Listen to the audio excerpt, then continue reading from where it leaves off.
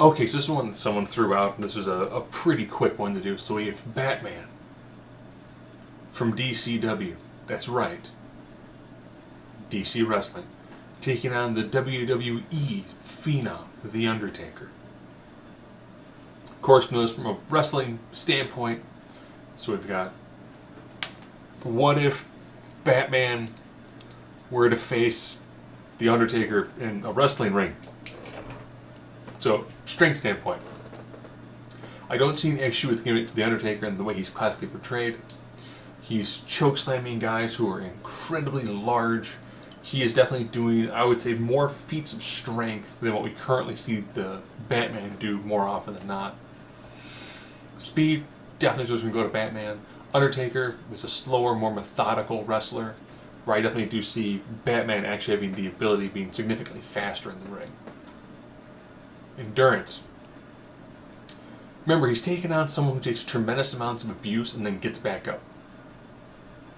That was Undertaker's gimmick. That's still his gimmick. His ability to absorb tremendous amounts of punishment and still come back.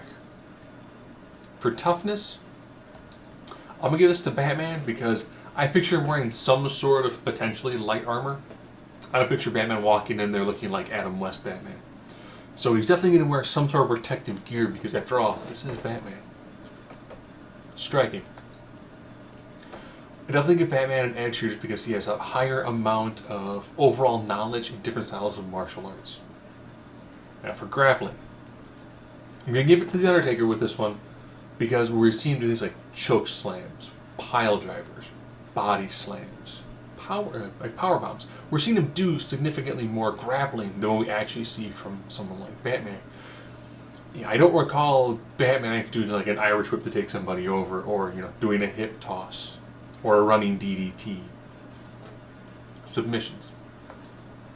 I'm gonna give the edge lesson to Batman. Again, he does have a higher amount of background when it comes to things like jiu-jitsu, so he's gonna actually know a lot more submission style moves, a lot more chokes, a lot more joint locks. Where yes, Undertaker has of course used a triangle, he has used a dragon sleeper, but he doesn't use a lot of those moves more often than not. High flying. You're probably thinking, well, Batman had the grappling hook, so he therefore would be off his feet a lot more. But we don't see him use that as much. And I'm also fairly certain that using a grappling hook is probably illegal in professional wrestling, even in 2018. Where Undertaker, we've seen him do dives. We've seen him actually, do old school and climb the top rope. We've seen him jump off the top rope and do moves. So he actually leaves his feet significantly more than people actually would think. Over with the crowd.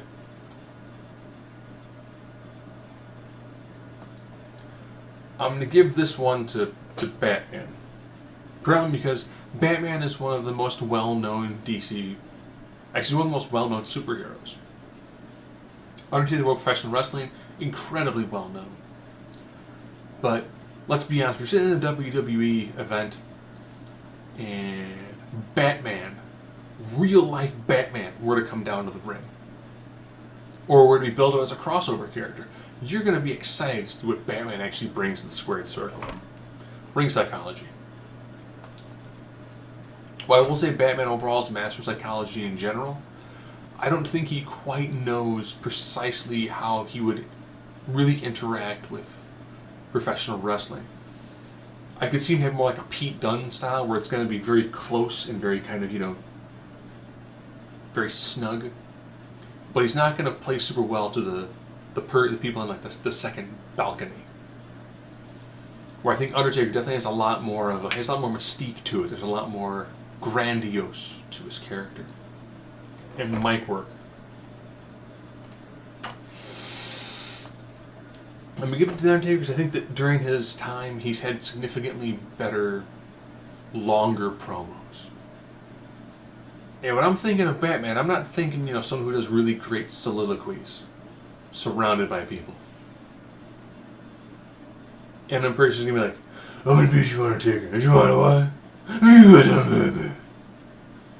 Versus, rest in peace. I almost think that Taker would probably take it. Then, of course, he's done this significantly longer.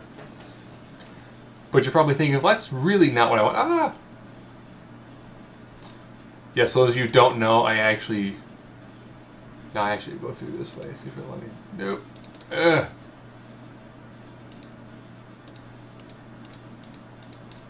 I have you here. There we go.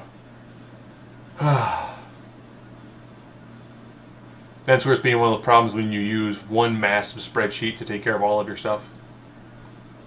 Is that occasionally, you do make goofs like that. And as I've said before, I do this entirely live. So everything you see me do, there's no post-production. It's just me actually trying to tweak all this stuff out as I'm in the process of actually writing stuff. Push that back.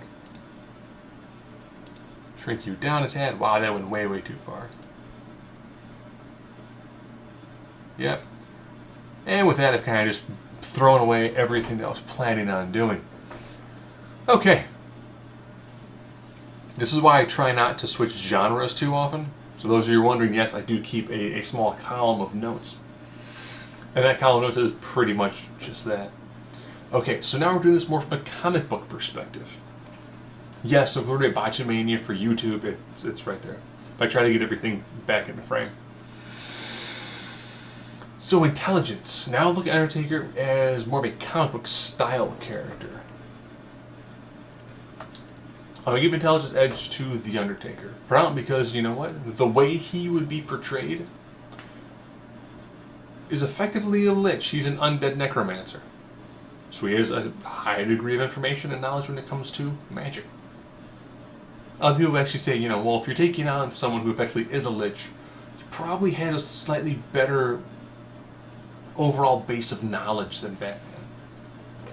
Find ability, no issue. Definitely go to Batman. Strength. Effectively him being a lich is going to give him significant amounts of advantage when he has a strength. He's going to be a much larger individual. He'd almost be... He wouldn't quite be like a Solomon Grundy level, but he definitely have an enhanced level of strength. Speed. Well, it would make sense that Batman would be faster. He is, after all, taking on effectively a lich. So he's taking on a dead man. A literal dead man. And normally you don't see speed feats from the undead. Invulnerability. Again, I'm looking at Batman wielding armor. Where Undertaker, I don't picture him wearing significant amounts of armor. If he is going to be a lot more of the thinking villain, a lot more of the I'm going to summon the undead sort of villain, I don't picture him in bone armor. Durability. Of course, I definitely see that going with Undertaker. He's a lich. He's not built like that. He's not going to get tired. He's probably had the ability to regenerate himself significantly faster than Batman, being a human. EP, Undertaker. In the Warfest Wrestling, he controls lightning. So now all of a sudden you have someone who's an actual necromancer, actual lich. He's going to have magical abilities. He's going to have the ability to control lightning, by the ability to control darkness. He's going to have a lot of things that are going to make it really difficult for Batman to face him at range. Versatility, again, we've seen him control lightning, control fire, and technically in the world of comics, he had the ability to raise the dead. So he would be a person that Batman would fight him, would probably go, okay, I need to get Zatanna, or if I don't mind some cigarette smoke, probably get Constantine. This would be someone who I definitely would see Batman would have to rely on somebody else to help him defeat him. And finally, of course, with him being effectively undead, Batman's going to have a hard time defeating him without bringing in someone who has a significant advantage when it comes to facing more magical-based individuals. So, if this were being in a professional wrestling ring, professional wrestling terminology and rules, I think Undertaker would defeat the Dark Knight. Even of course with it being very close, I could see Batman probably, winning the match to set up for a final match probably at WrestleMania.